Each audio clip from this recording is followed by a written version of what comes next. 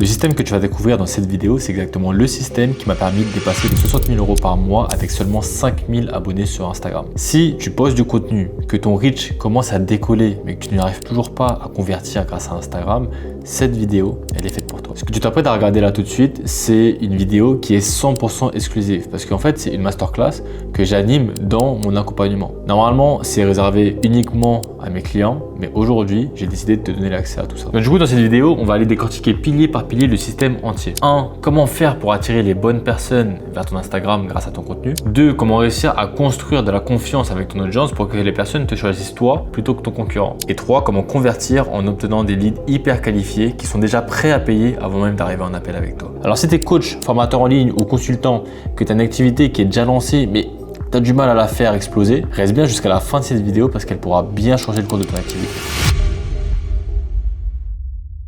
Ok, donc du coup, j'aimerais revenir un peu sur le problème que vous avez tous en commun aujourd'hui, que la plupart des personnes qui sont en dessous des 15-20 000 € de chiffre d'affaires ont, c'est que vous avez tous un problème avec votre contenu. Vous avez tous un problème au niveau du contenu que vous créez. Vous avez tous un problème au niveau de la présence que vous avez sur Instagram et vous avez un gros problème sur la transformation de clients parce que vous n'en avez pas, ou si vous en avez, vous n'en avez pas en tout cas pas assez. Ok. Donc, du coup, vous avez du mal à avoir de la transformation de manière prévisible et régulière. Donc, du coup, dans cette mini masterclass que je fais avec vous aujourd'hui, j'aimerais qu'on remette en avant justement toute la partie système d'acquisition sur YouTube et sur Instagram. Je sais que ça fait maintenant plusieurs semaines, voire même plusieurs mois qu'on parle de toujours la même chose, mais le faire d'un angle un peu différent, avec justement un format différent qui pourront émaner justement des questions différentes, je pense que ça peut être plus que il y aura beaucoup de plus-value pour vous à travers ce format-là. Donc, du coup, l'objectif de cette masterclass, c'est qu'on puisse vraiment comprendre, avoir une compréhension complète du système d'acquisition, encore une fois, et comprendre réellement pourquoi votre contenu ne génère pas de clients. Donc, du coup, votre contenu ne génère pas de clients aujourd'hui pour une seule raison, pour moi. C'est qu'aujourd'hui, la majorité des créateurs de contenu, attention à ce que je vais dire parce qu'il y a quand même une bonne nuance à apporter, regarde les concurrents. Donc, du coup, vous allez regarder un peu ce qui se fait sur les autres marchés. Donc, du coup, marché US, marché FR, marché chinois, marché russe, marché espagnol ou peu importe. Vous allez regarder ce qui fonctionne déjà et vous allez tout simplement copier. Est-ce que c'est mauvais? Non, parce que c'est un peu ce qu'on n'arrête pas de dire en coaching groupé et même ce qu'on n'arrête pas de prôner dans les coaching one-on-one qu'on fait avec vous. En plus, Gabriel est là sur le live, le pro de la veille. Donc, du coup, ça serait un peu con de dire que c'est mauvais de faire de la veille. Il faut faire de la veille, donc il faut faire de la veille. Mais la simple chose, c'est qu'il y a une grosse différence entre les personnes qui font de la veille intelligemment et les gens qui copient tout simplement ce qui se fait sur les réseaux sociaux sans vraiment comprendre pourquoi est-ce que ça fonctionnait. Donc du coup, les personnes qui reproduisent tout simplement ce que ça fonctionnait, bon, l'illustration est assez marrante, j'ai pas trouvé meilleure comme explication, mais c'est exactement comme ça que vous vous retrouvez. Je vous prends en fait l'exemple de un peu la grosse période où il y avait Hamza et Marvin qui ont fait leur gros buzz avec leur je sais pas combien de posts par jour. Là, évidemment, on ne parle pas de veille de contenu, mais on parle plus de veille de stratégie. Ce qui s'est passé, c'est qu'il y a beaucoup, mais genre vraiment énormément de personnes qui ont commencé à faire ça. Ok, Hamza et Marvin, ils postent 200 fois par jour. Ok, bah, je vais poster entre 20 et 30 fois par jour. Sans réellement comprendre pourquoi Hamza et Marvin l'ont fait. Pareil par rapport au format Nick Setting, enfin, c'est pas son format à lui, mais c'est comme ça qu'on l'appelle parce que c'est quand même lui qui l'utilise très bien. Le fait que vous ayez un cadreur qui vous suit et le fait que vous donniez de la valeur à travers ce format-là, c'est un format qui a été utilisé par lui et qui a essayé d'être repris en France. Pour certains, ça l'a bien fait parce qu'ils ont vraiment compris pourquoi ce format-là fonctionnait sur Nick Setting et ils ont réussi à l'adapter à eux. D'autres personnes se retrouvaient, je suis désolé, j'ai pas meilleure illustration que ça, mais se retrouver exactement comme ça, en mode PNJ qui sont en train de se faire cadrer alors qu'ils n'ont pas grand-chose à apporter comme valeur. Enfin bref, et c'est vraiment ça que j'ai envie de vous mettre en avant, c'est faisons de la veille, ok, mais essayons de reprendre et de réadapter par rapport à nous, par rapport à notre marché, par rapport à notre produit, par rapport à notre positionnement, ok. Euh, Clément, je sais que tu es là, je suis désolé, je prends un exemple de ton côté, histoire que ça soit un peu illustré, disons. C'est le meilleur exemple que j'ai pu prendre. Il y a pas mal d'exemples que je vais donner durant cette masterclass pour que ça puisse parler à tout le monde. Mais en gros, hop, par exemple, je prends un exemple tout con. Ok. Clément, je me permets de te mettre en avant par rapport à ce réel-là, parce que c'est une remarque que je t'avais fait. On va regarder le réel, après je vais faire mon petit commentaire. I've been ghosting you cause I'm working. Like, what do you really expect? Money obsessed, cute and sweet, okay, okay. I love how you dress. Ok, très bien. Réel qui est genre hyper bien. Genre, je kiffe ce réel, pas celui de Clément, mais la traîne un peu qui avait autour de tout ça. C'est Music UK, réel très court, donc du coup, entre 7 et 12 secondes. Et très souvent, les personnes qui ont réutilisé justement cette traîne et qui l'ont bien fait, leur réel, il a pété. Luigi l'a fait, Luigi a fait plusieurs centaines de milliers de vues sur ce réel-là. Pourquoi?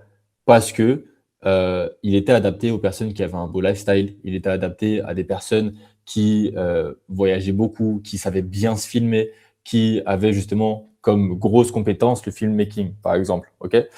Clément, c'est pas sa situation à lui. Clément, c'est un entrepreneur qui est père, qui est très fort sur LinkedIn, ok, qui se met sur Instagram pour en faire aussi son tunnel d'acquisition.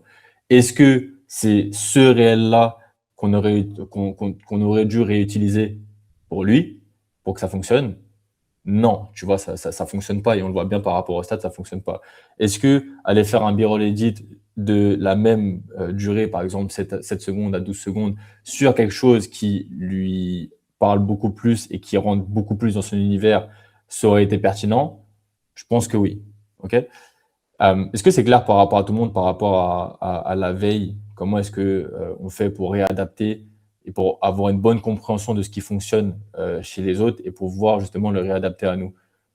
Je pense que là, l'exemple de Clément, c'est un exemple plus que concret. Est-ce que vous avez des questions par rapport à ça ou on est OK? N'hésitez pas à mettre des pouces vers le haut, des pouces vers le bas. OK. Donc, du coup, ce que je disais, c'était ça, c'est vraiment comprendre la différence entre faire une veille intelligente et justement simplement copier-coller tout bêtement ce qui se fait sur le marché. Bon, je ne sais pas pourquoi j'ai mis cette photo, ça illustre bien les personnes qui comprennent et les personnes qui réadaptent correctement. Bon, passons à autre chose. OK? Donc du coup, une fois que vous avez compris justement comment faire de la bonne veille, ça va pas s'arrêter à là. Une fois que vous avez fait une bonne veille et que vous savez comment reproduire correctement au niveau de votre contenu par rapport à votre positionnement, par rapport à votre offre, par rapport à votre univers également, parce que c'est de ça qu'on parle, d'univers, il faut comprendre que la veille, en fait, c'est pas votre boussole qui va justement diriger votre contenu. C'est pas la veille qui va diriger votre contenu. C'est vraiment la raison pour laquelle vos clients vous ont choisi vous. Ok. Donc, du coup, ça, c'est vraiment quelque chose que je vous invite à faire. Je sais qu'il n'y a pas beaucoup de personnes qui le font, mais allez vraiment comprendre pourquoi les clients vous ont choisi vous plutôt que justement un concurrent qui est certainement plus gros que vous. Ok. Pour ceux qui n'ont pas de clients, bon, je fais une petite parenthèse parce qu'il y a certaines personnes qui n'ont pas de clients encore aujourd'hui. La logique, elle s'inverse un peu. Concrètement, ce que vous devez faire, c'est partir de ce que vous apportez de différent par rapport à ce qui existe sur le marché. Donc, du coup, ça, c'est ce qu'on voit dans le premier module ensemble au niveau du positionnement, au niveau de l'offre, au niveau du mécanisme unique, au niveau de votre avatar, etc. Genre vraiment mettre en avant ce que vous apportez de différent par rapport à ce qui se fait aujourd'hui sur le marché. Vous créez du contenu par rapport à ça, vous obtenez un premier client et par rapport au premier client que vous arrivez à acquérir, là, effectivement, vous faites le travail que je vais vous dire de faire maintenant. Pour toutes les personnes qui ont justement des clients, la prochaine chose que je vais vous demander de faire, c'est justement de faire un formulaire d'onboarding. Du coup, formulaire d'onboarding que vous faites tous déjà aujourd'hui, mais formulaire d'onboarding qui ne sera pas là simplement, qui ne sera pas simplement là pour avoir une quick win au niveau de la personne que vous onboardez, qui ne sera pas là simplement pour comprendre un peu qui est la personne que vous avez en face de vous, qui est là également pour comprendre pourquoi la personne vous a payé vous. Donc, du coup, là, j'ai mis 1, 2, 3, 4, 5 questions juste ici. Vous pouvez screen ou copier-coller ou peu importe les noter, peu importe. Ou, enfin, dans tous les cas, je pourrais vous envoyer aussi cette presse si vous en avez besoin. Mais à travers ces questions-là que je vais lire, vous allez comprendre réellement quelles sont les informations qui sont utiles pour que vous puissiez créer correctement votre contenu. Du coup, pourquoi avoir choisi mon programme plutôt qu'un autre? Combien de temps t'a-t-il fallu pour prendre ta décision? Quel contenu t'a le plus marqué et t'a donné envie d'en savoir plus? Qu'est-ce qui t'a fait passer de je regarde à je prends rendez-vous? Et y a-t-il une raison qui t'a attiré vers moi? J'ai fait justement cet exercice avec certains d'entre vous. J'ai pas fait un formulaire d'onboarding, mais j'avais plutôt eu une conversation sur WhatsApp avec vous. Là, je vois en face de moi, il y a par exemple, il y a Riyad, il y a Clément, il y a Gabriel, il y a Igor à qui j'ai demandé toutes ces questions. Enfin, bref, j'ai dû poser la question à 30 à 40 personnes à peu près. Et il y a toujours les mêmes réponses qui venaient. C'était j'aime bien parce que tu fais un peu plus mature que les autres par rapport au marché. Effectivement, j'ai 28 ans alors que les gens ont plutôt. Enfin, moi j'ai 28 ans, Luigi a 29. Les gens, nos concurrents sur le marché sont un peu plus jeunes que nous, ils ont 22, 23 ans. Le fait qu'on soit deux avec Luigi, ok, ça les a beaucoup, enfin, ça a l'air de beaucoup vous plaire. Le fait que on ait des compétences qui se complètent avec Luigi, le fait que j'ai l'air humain et que j'ai l'air proche justement des personnes que j'accompagne, le fait que je mette beaucoup en avant ma famille, que je mette beaucoup en avant ma femme, le fait en fait que je mette en avant ces valeurs humaines avant toute chose, et le fait que j'accompagne en one-one encore mes clients aujourd'hui.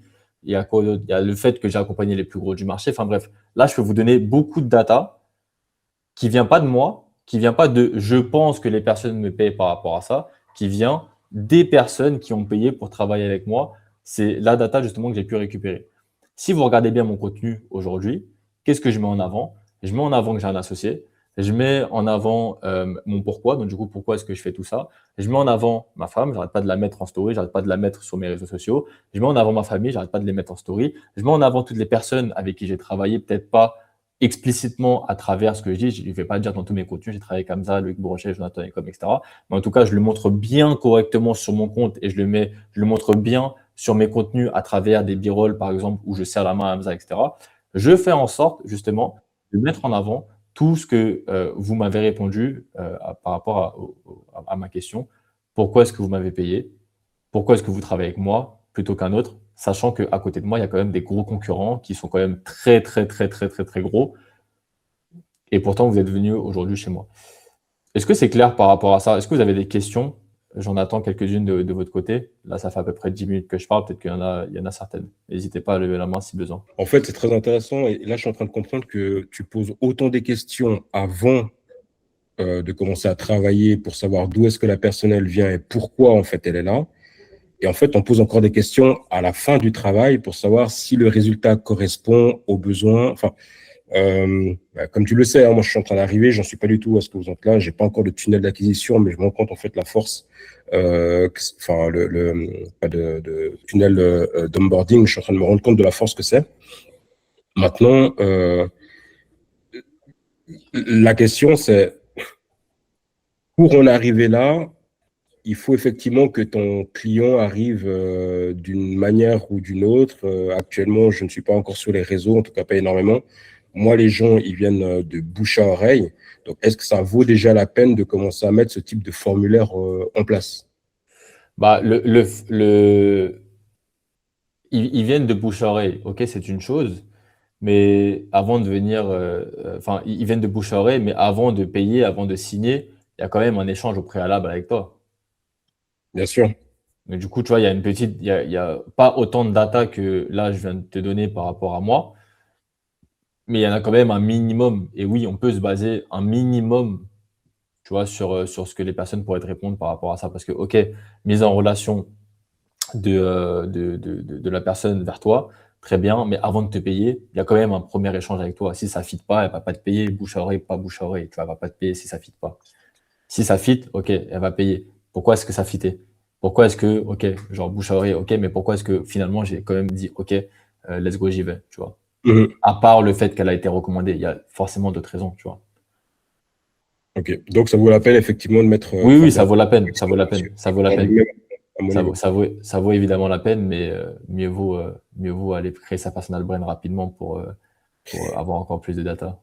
Oui, chef. Comme Gabriel l'a dit dans le chat, genre, utilisez-le, c'est trop important. J'ai fait l'erreur justement de prendre un peu de temps avant de l'utiliser, ce fameux formulaire et cette fameuse data de pourquoi il nous a payé. Maintenant, j'ai compris, mon contenu fonctionne quand même assez bien aujourd'hui. On est good? On peut passer à la suite? Pouce vers le bas, pouce vers le haut, peu importe. Je peux rebondir vite fait, Terry? Vas-y, je t'en prie. Moi, j'ai une question parce que là, j'étais en train de regarder, parce que moi, je le fais déjà ça. Et les réponses principales que les gens me donnent, c'est genre toi. Tu vois ce que je veux dire ou pas? Toi, Mais j'ai pas. Bah, parfois, ils répondent juste toi, ton naturel. J'ai pas de données précises sur ça, tu vois. et qu'est-ce qu'il faut faire pour toi dans ce cas-là? Bah, je sais pas, faut peut-être que je tourne la question différemment. Bah, peut-être que tu tournes la question différemment ou à la limite, aller leur parler directement, tu vois. Oui, c'est pas Petite faux. question, genre prends le temps, genre vraiment, je te jure que moi, la dernière fois que je l'ai fait, c'était il y a peut-être 2 semaines. J'ai Ouais. pas fait de formulaire d'onboarding. Aujourd'hui, j'ai un formulaire d'onboarding, évidemment. J'ai pas encore mis en place les questions dans mon formulaire d'onboarding. C'est pas grave. Tu peux le faire autrement. Tu peux très bien aller discuter avec la personne directement sur WhatsApp. C'est exactement ce que j'ai fait avec, je me répète, mais avec 30-40 personnes de l'accompagnement. Je suis parti prendre le temps de parler avec la personne. Pourquoi est-ce que tu m'as payé? Et tu parles et tu échanges. Ok, mais tu poses la question, oui, toi, mais ok, mais comment ça, toi? Comment ça, moi? Genre quoi, moi? Tu peux lui poser la question. C'est des personnes que tu accompagnes, tu as un certain fit humain avec eux. Donc let's go, tu vois. Ouais, de fou, carrément. Ok, Ok. cool, merci. Super.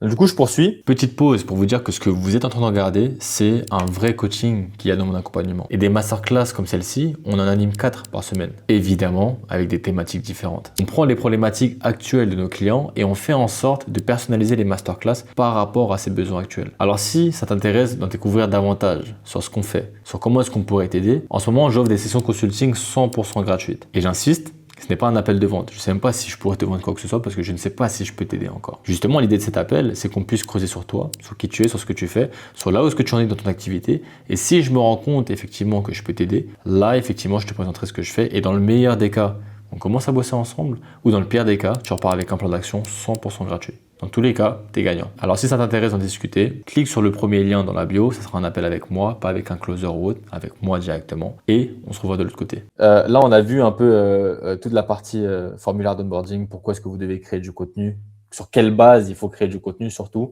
avec la veille justement des formats, ça c'est ok, mais surtout sur la base, sur quelle base vous voulez créer du contenu, et ça fait partie justement du formulaire d'onboarding que vous allez récupérer cette data-là. Maintenant, on va aller regarder un peu plus en précision toute la partie système d'acquisition Instagram. Du coup, le fameux tofu, mofu, bofu. Bon, on a parlé, on a énormément parlé, on rabâche, mais c'est quand même important parce que j'ai l'impression que c'est pas compris pour tout le monde. Donc du coup, avant de parler de tofu, avant d'aller vraiment dans le concret, je vais mettre quelques exemples en avant qu'on va visionner peut-être quelques dizaines de secondes par vidéo. Je vais revenir rapidement sur ça. Beaucoup de personnes ont du mal à le comprendre. La niche vs l'ICP. Donc, du coup, ICP qui veut dire client idéal. Il faut réussir vraiment à différencier les deux. Et il faut vraiment réussir à comprendre à qui est-ce qu'il faut qu'on s'adresse. Est-ce que dans notre contenu, il faut qu'on s'adresse à notre ICP ou est-ce que dans notre contenu, il faut qu'on s'adresse à notre niche? Je vous laisse mettre quelques commentaires. Rendez le truc un peu interactif. ICP, je dirais. Moi, Ouais, je dirais au début ICP et après, une fois qu'on a vraiment attiré le max d'audience très qualifié, on élargit. Ok. Moi, je pense que ça dépend. L'ICP, ça serait un petit peu le nouveau contenu Bofu. On avait parlé la dernière fois. Aujourd'hui, le contenu a changé. On dirait Mbappé qui parle. Et en gros, contenu Tofu, c'est un peu plus valeur aujourd'hui, valeur, les avis qu'on peut avoir. Le contenu Mofu, bon bah, ça pourrait être du contenu de marché à la rigueur. Et le contenu Bofu, donc le dernier, ça serait un peu plus ICP qui parle uniquement contenu niche, ultra précis. Ok. Hyper pertinente les réponses. Au niveau de vraiment la définition justement d'un ICP, l'ICP c'est quoi? C'est un client idéal. Mon ICP, c'est vous. Vous êtes mon ICP. Vous m'avez payé des milliers d'euros. Vous êtes mon ICP. Tu vois, genre, c'est des personnes précises qui peuvent vous acheter aujourd'hui. Vous êtes mon ICP. La niche, c'est vraiment le marché global que vous voulez adresser, auquel vous adressez, pardon. Ok. Et l'erreur, en fait, qu'il y a beaucoup de personnes qui font aujourd'hui, et j'ai l'impression que c'est un peu votre situation, si vous n'arrivez pas à comprendre justement la différence entre l'ICP et la niche, c'est que sur votre contenu tofu, il y a beaucoup de personnes justement qui vont s'adresser, enfin, contenu tofu ou même contenu d'une manière assez globale, vous allez faire l'erreur justement de vous adresser seulement à votre ICP. L'ICP fait partie de la niche n'est pas l'ICP. Bon, ça, je pense que vous l'avez compris. Vous faites l'erreur de créer du contenu seulement pour votre ICP, alors qu'il faut créer du contenu pour votre niche. Faire un petit dessin, comme ça au moins vous comprenez mieux, je vous permettrai de me poser des questions par la suite. Alors, c'est pas hyper... Ok, donc du coup, ça c'est quoi?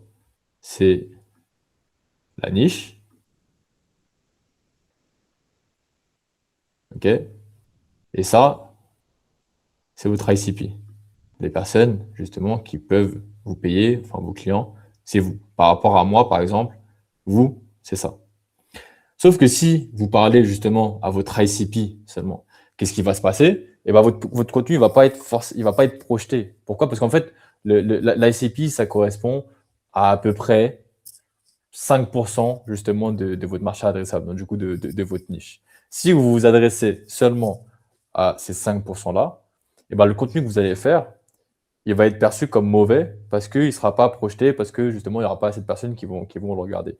Donc, du coup, vous devez absolument comprendre qu'il faut parler à votre niche, ok, pour pouvoir justement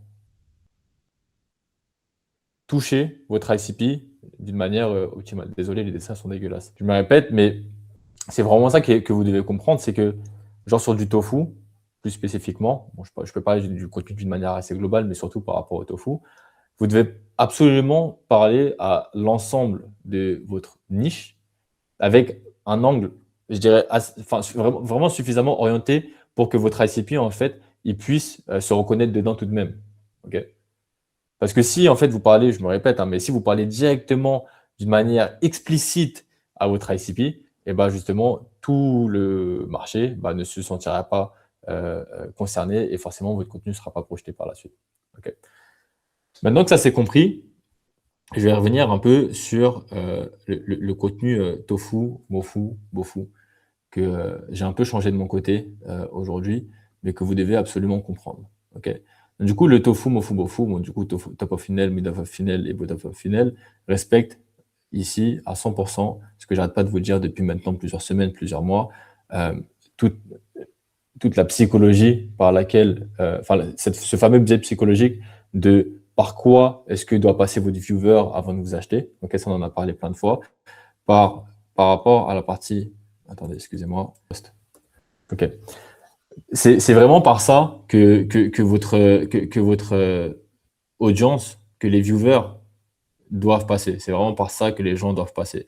Ne faites pas du contenu directement mofu bofu, donc du coup crédible et justement trustable, parce que les gens ne vont pas vous acheter, et ça revient un peu à ce que je disais ici.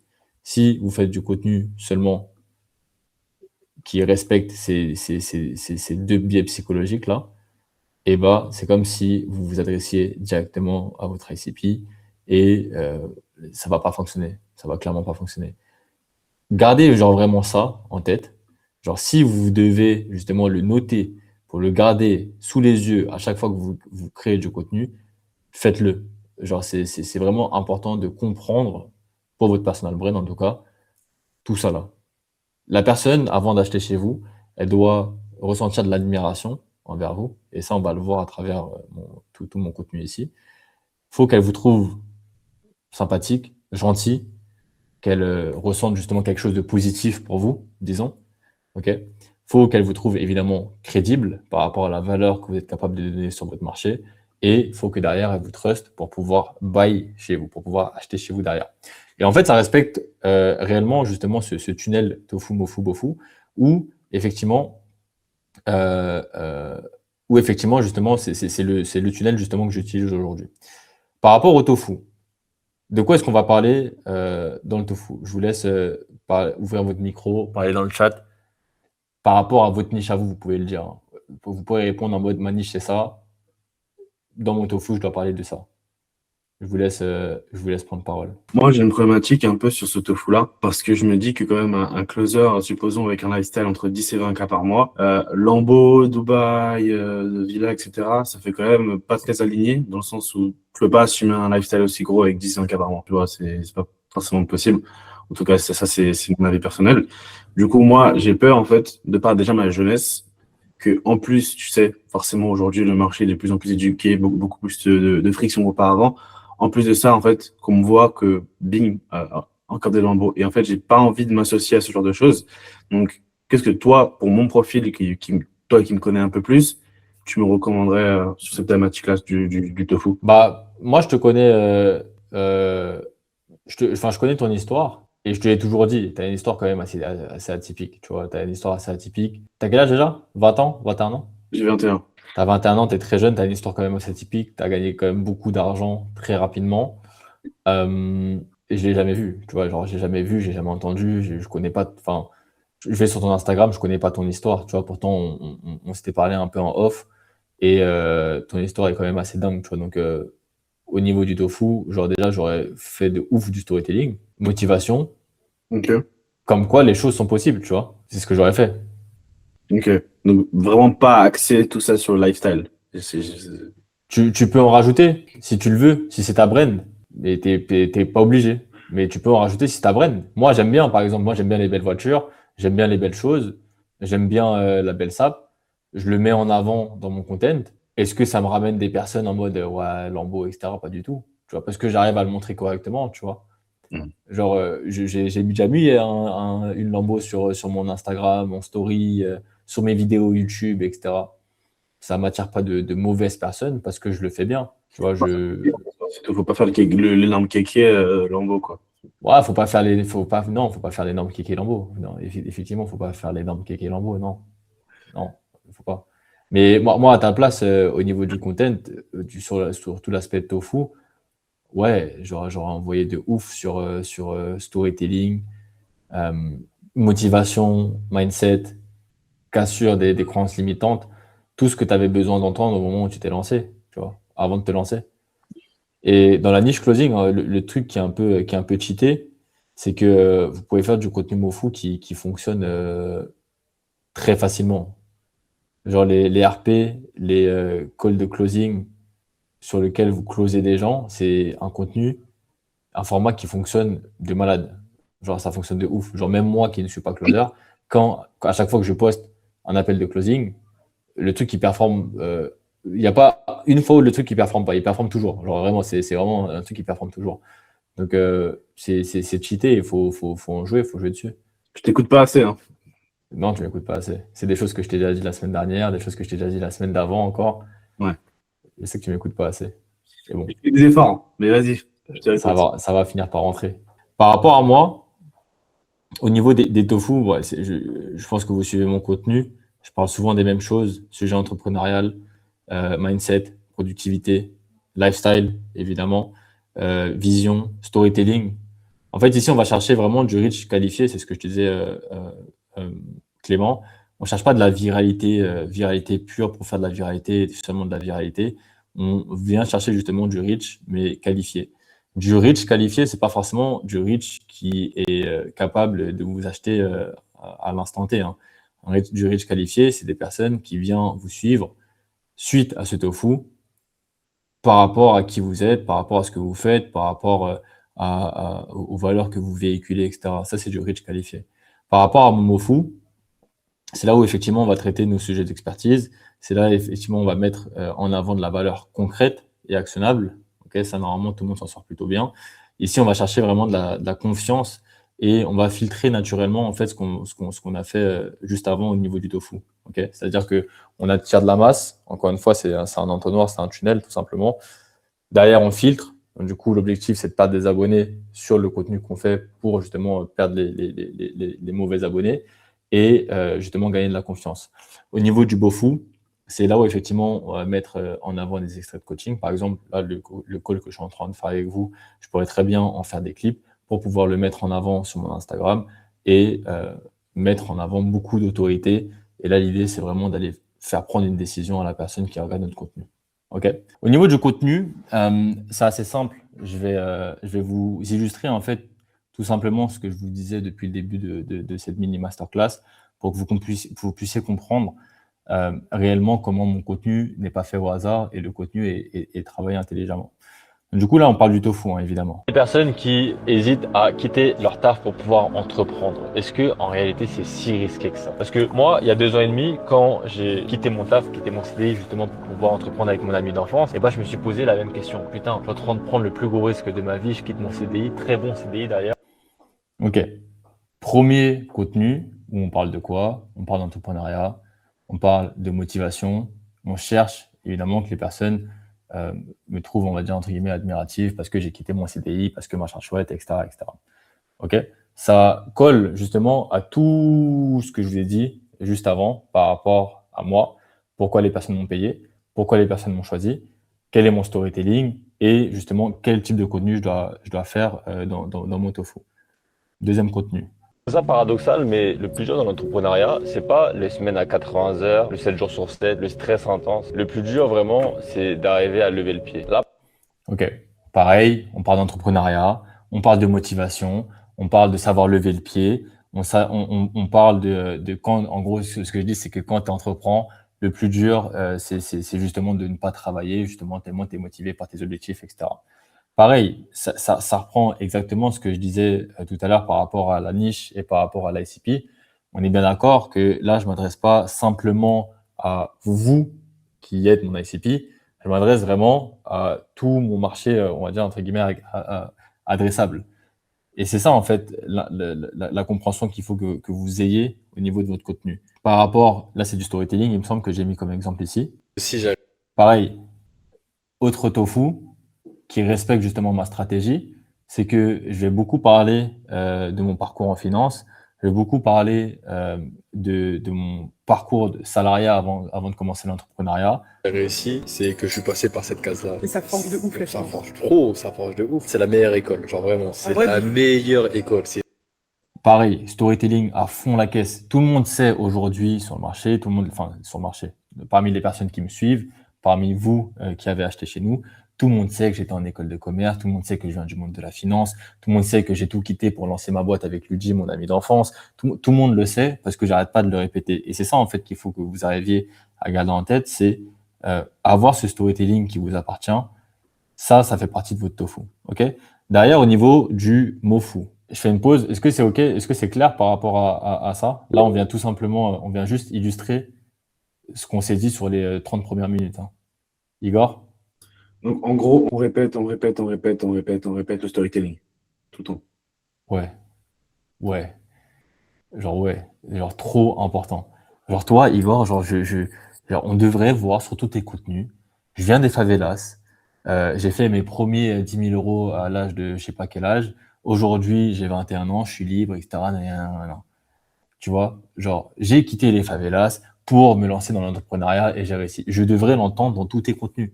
Dans mes contenus, vous entendez partout. Genre vraiment, je le dis mot pour mot et c'est marrant parce qu'il y a des amis qui se foutent de ma gueule parce que j'arrête pas de dire cette phrase et quand ils me voient, ils n'arrêtent pas de me dire ça.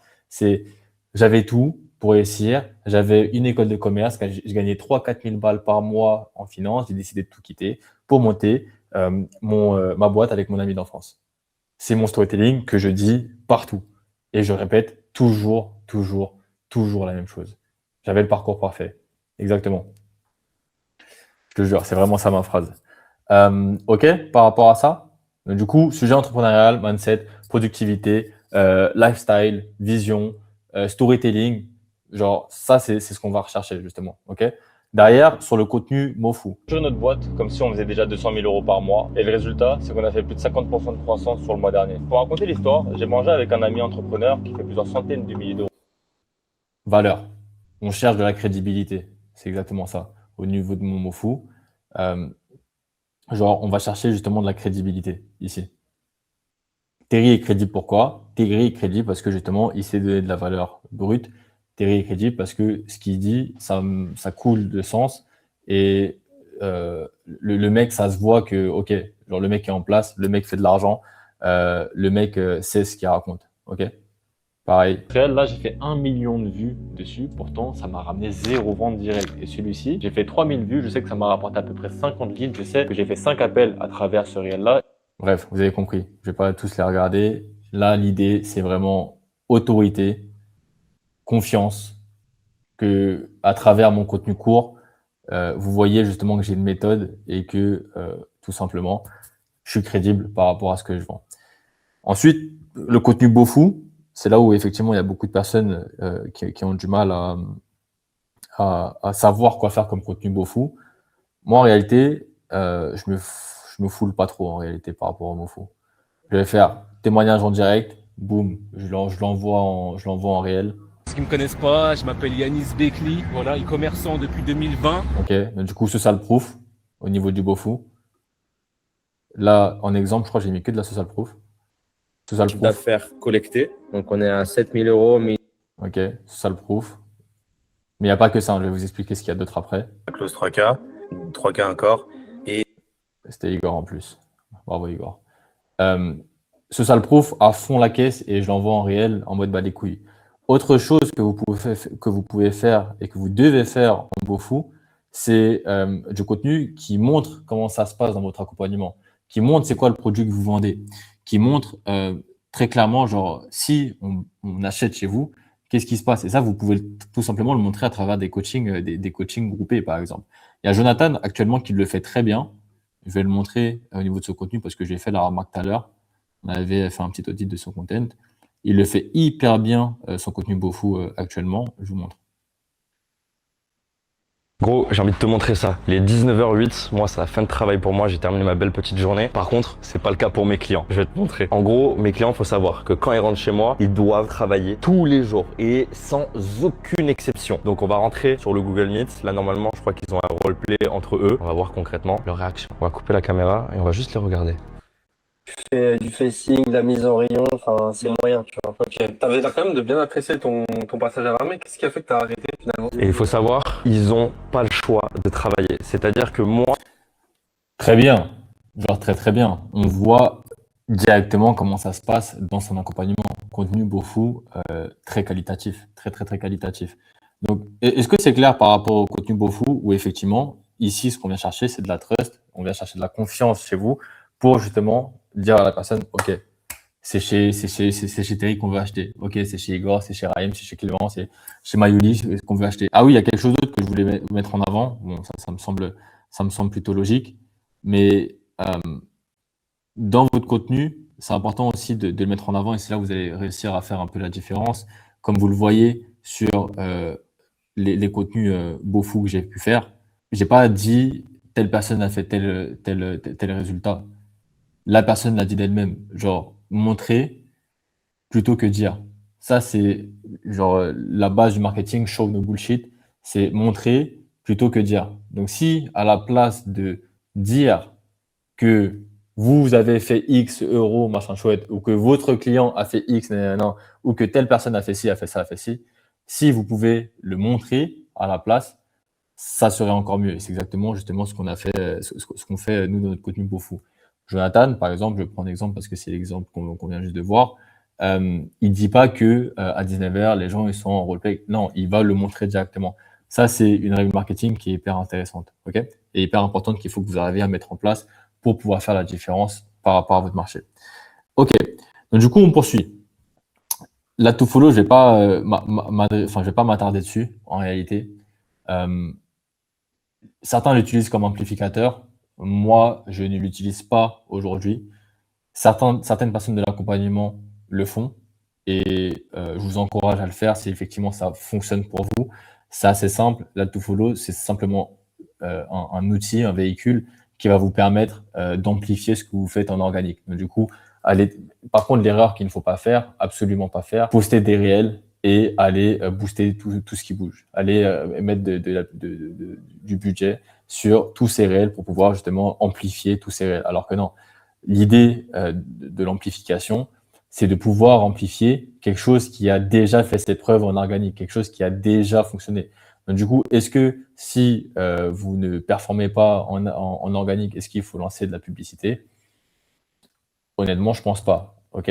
Donc, du coup, ça, je le mets comme ça parce qu'effectivement, ça fait partie de l'acquisition, ça fait partie justement d'un système, ça a fonctionné pour beaucoup de personnes.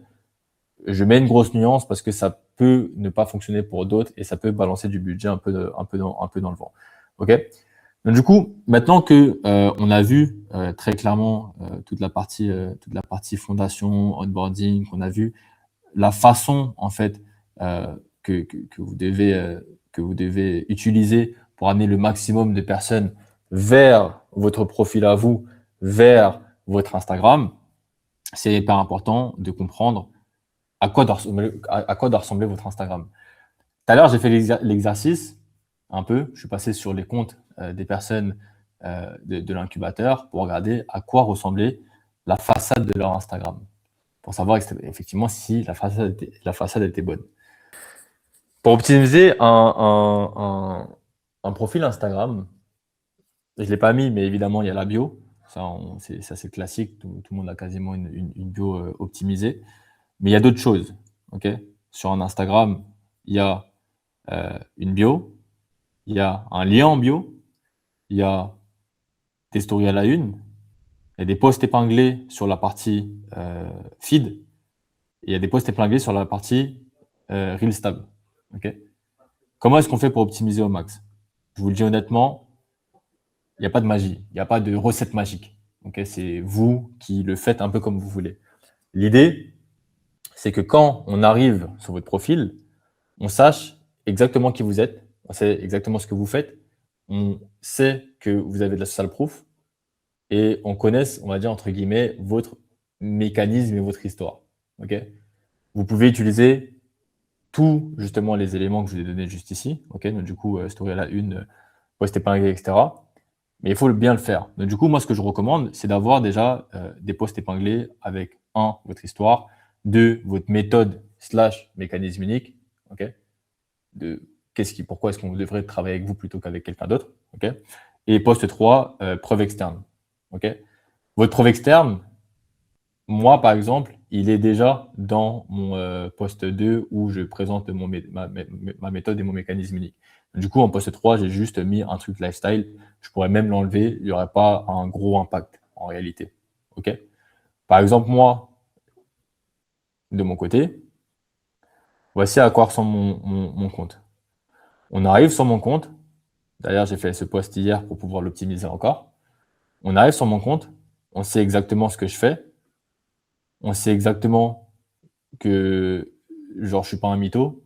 Il y a juste à voir tout ça pour savoir que je suis pas un mytho. Et si on clique ici, on sait c'est quoi mon histoire et on sait c'est quoi que je vends aujourd'hui. Ok. Si on veut en savoir un peu plus, on peut même aller sur la partie Reels Tab. On vient ici, on voit mon système et on voit mon histoire en plus. Dans mon histoire, j'avais tout ce que je voulais. Bon, vous le connaissez déjà ce réel, mais dans mon histoire, je mets en avant que j'ai travaillé avec Loïc Bourget, avec Jonathan Ecom. Je mets en avant que j'ai lancé un incubateur, à l'époque, j'avais accompagné que 30 personnes. Okay. Dans ma vidéo système, exactement pareil. J'ai de la proof dans tous mes contenus.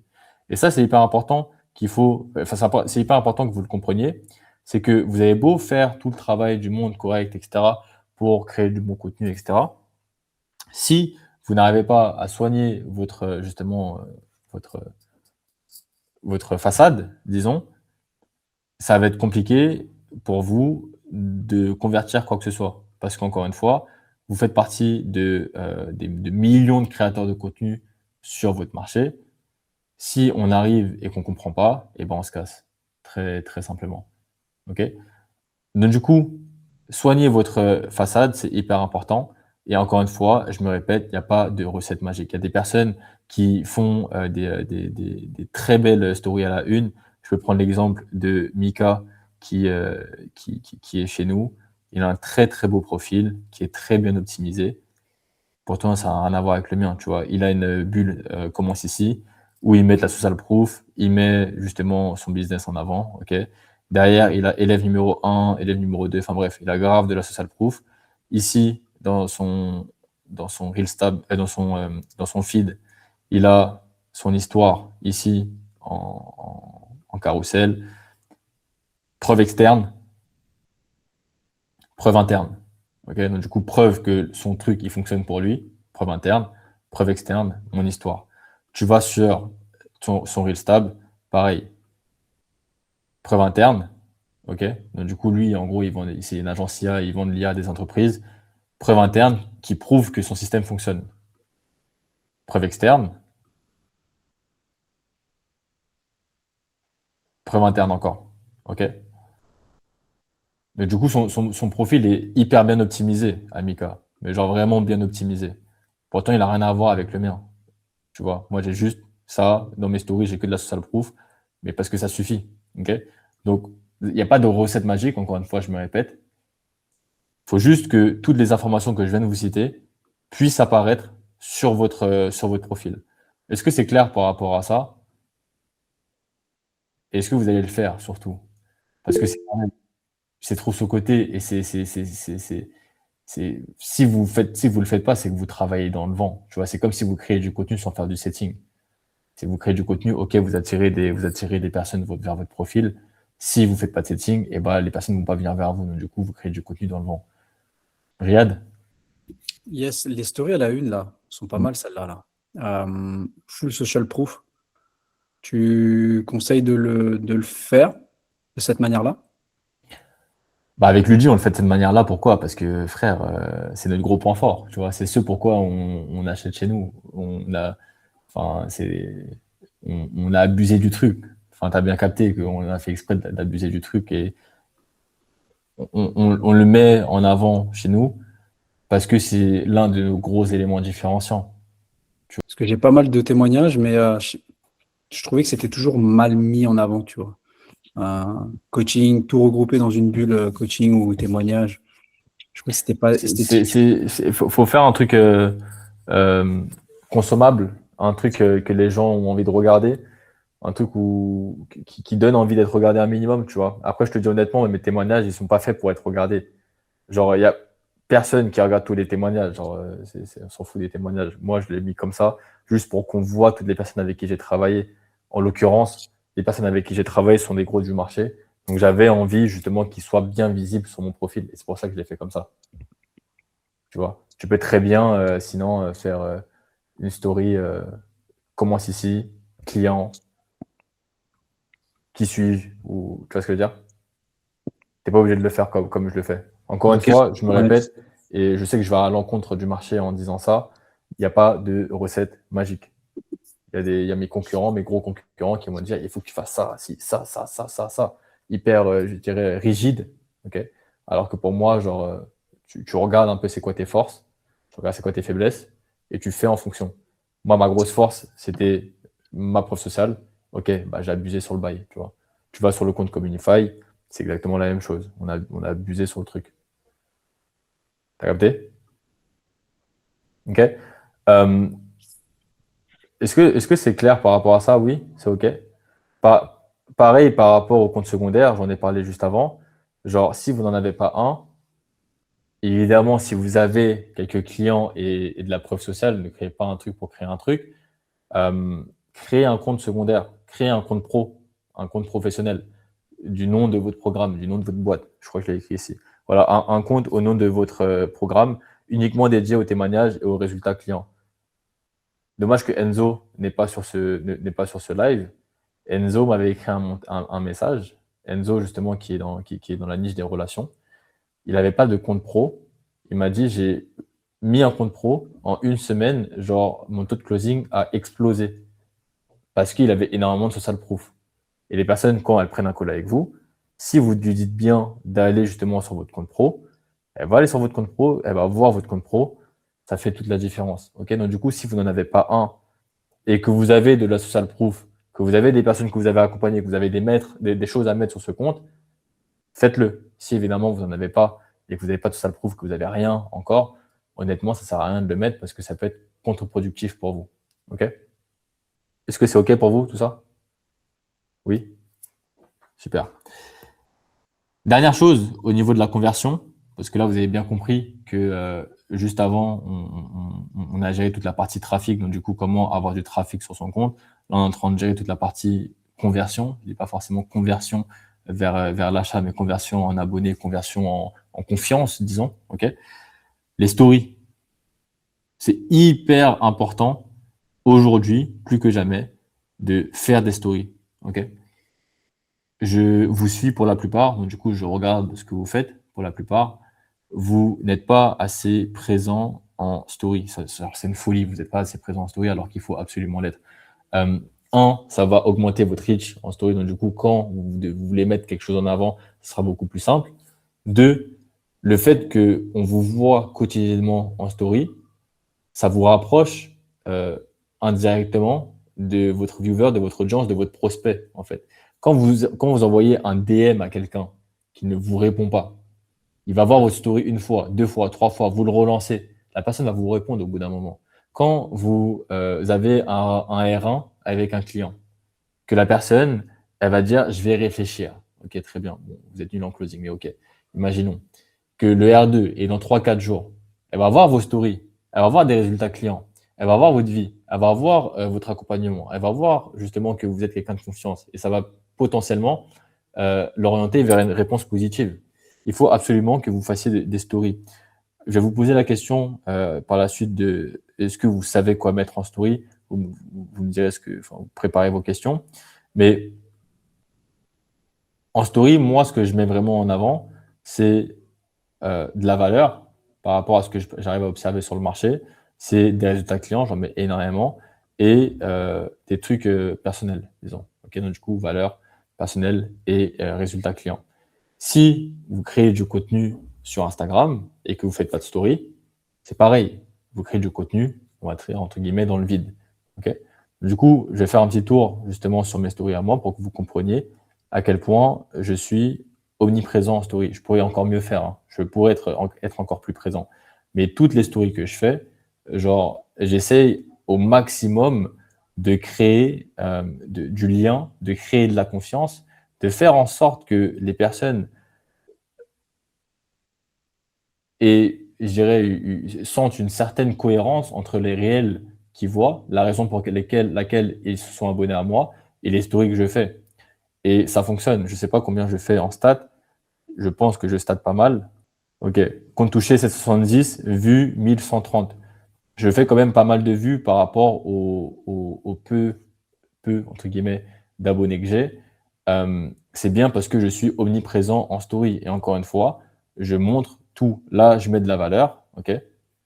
Là, c'est tout simplement du lifestyle. En réalité, je mets beaucoup en avant mon lifestyle parce que j'ai un bon lifestyle. Je n'ai pas honte de le dire. Ok. Questions-réponses. Donc, du coup, des personnes qui me posent des questions, je leur réponds. Je mets en avant justement le contenu très beau fou. Je mets en avant justement l'accompagnement quand j'ai vu justement Nora, quand j'ai vu Riyad, témoignages. Enfin bref, genre vraiment, je suis omniprésent en story. Il faut absolument que vous arriviez à l'être aussi de votre côté si vous voulez espérer justement avoir un maximum de confiance avec votre audience. Est-ce qu'il y a des personnes qui ont du mal à faire des stories ici? Est-ce qu'il y a des personnes qui ont du mal, qui sont en cours d'idées, C'est quoi vos problématiques que vous avez par rapport aux stories? N'hésitez pas, je vais venir vous interroger, hein, parce qu'il n'y a personne qui fait des bonnes stories ici. Ouais, c'est en fait, oui, je fais pas assez de stories. C'est pas que c'est chiant, c'est juste que il y a trop de trucs.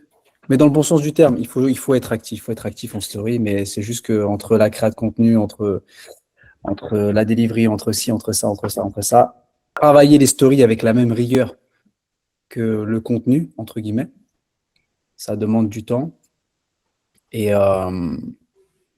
parfois c'est tendu.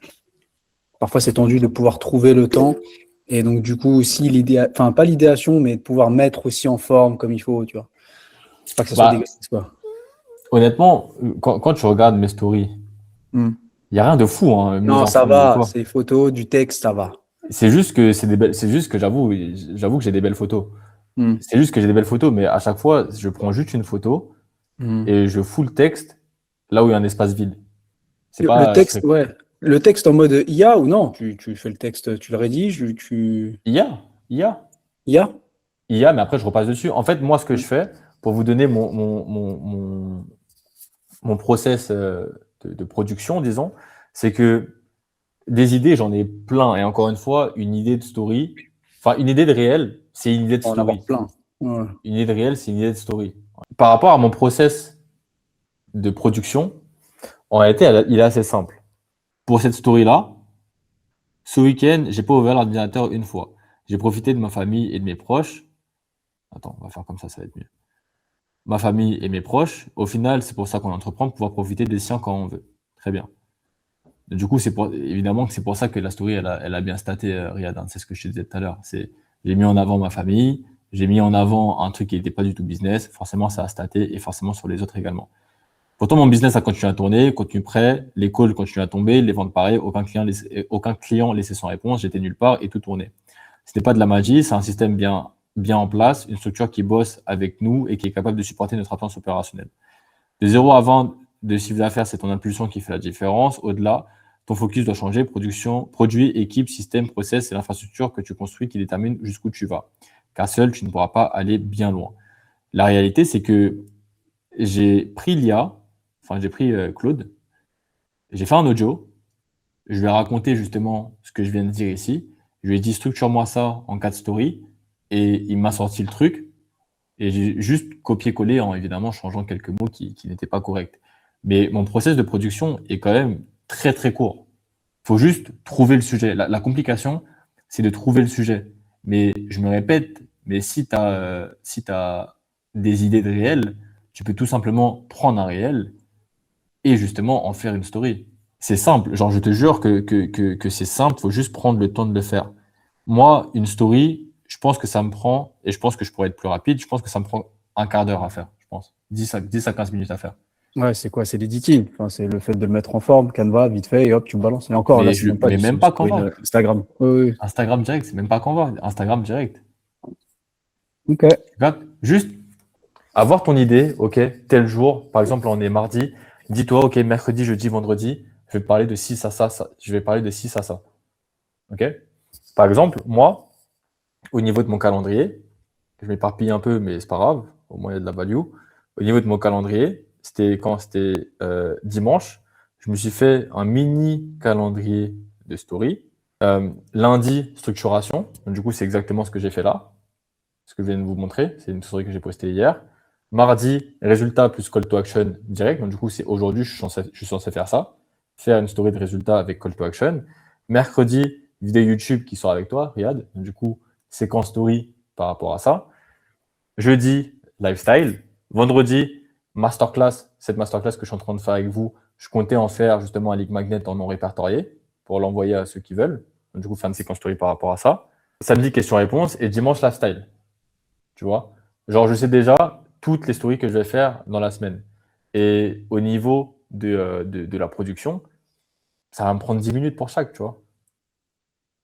C'est juste une question d'organisation. Tu vois, c'est pas, j'ai pas le temps de le faire, c'est juste que tu prends pas le temps de le faire. Mais il faut le faire, c'est hyper important parce que c'est à travers ça que la confiance, elle se construit. Dernière chose de cette masterclass, après on en aura fini. Je pensais que ça allait durer 30 minutes, finalement ça fait 1 heure que je parle. C'est YouTube.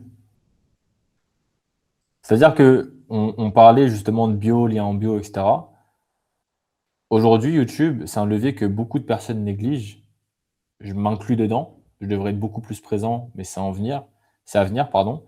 La première chose, c'est que YouTube doit être dans votre bio. Pareil, j'ai fait cet exercice en allant regarder chacun d'entre vous qui mettait justement une vidéo YouTube en bio. Il y en a plein, j'ai vu, qui ne mettaient pas leur vidéo YouTube en bio.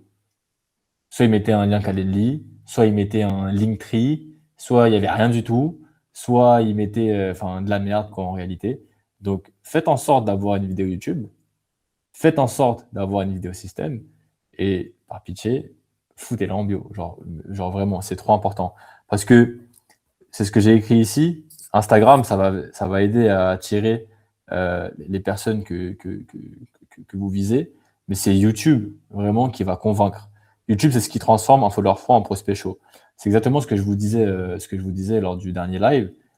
J'ai vu une différence, mais drastique, au moment où je n'étais pas sur YouTube et au moment où j'ai commencé à poster sur YouTube. Genre, quand je dis drastique, c'est vraiment drastique, genre c'est une folie. à quel point les personnes avaient de la facilité à payer depuis que je me suis mis sur YouTube. Donc, du coup, c'est quelque chose qu'il faut absolument pas négliger. Okay. Au niveau des formats, parce qu'il y a ça pareil, comme les stories, il y a beaucoup de personnes qui ont du mal à choisir les formats, choisir justement les sujets dont ils vont parler. Je donne les formats personnels et après, effectivement, on ira sur vos formats à vous. Moi, le format numéro 1 que j'utilise, c'est la vidéo de valeur. Du coup, la vidéo de valeur, la fameuse vidéo système que je vous dis de faire H24. Okay.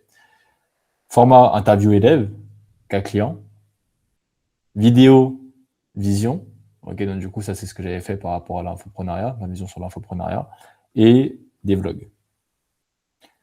Ça, c'est les 4 formats que je fais parce que c'est des formats qui me vont à moi. Le vlog, je ne recommande pas à tout le monde de faire du vlog. Si vous n'êtes pas à l'aise à l'idée de faire du vlog, vous n'êtes pas obligé de faire du vlog, ce n'est pas dans votre priorité. La priorité, c'est vidéo de valeur et interview client. Ce sont les 2 priorités que vous devez avoir sur YouTube. Faites ça d'abord et après, effectivement, on verra pour le reste. Pour les personnes qui postent déjà du contenu sur YouTube, qui sont un minimum à l'aise par rapport à ces 2 formats-là, venez varier, venez faire du contenu un peu plus broad et un peu plus tofu, du coup, par rapport à YouTube, comme par exemple une vidéo vision et des vlogs. Là où effectivement les personnes, enfin, c'est des formats qui ont pour objectif d'avoir un peu plus de visibilité. Il y a un truc qui est hyper important à comprendre également. Essayez de varier vos contenus pour savoir ce qui fonctionne le mieux.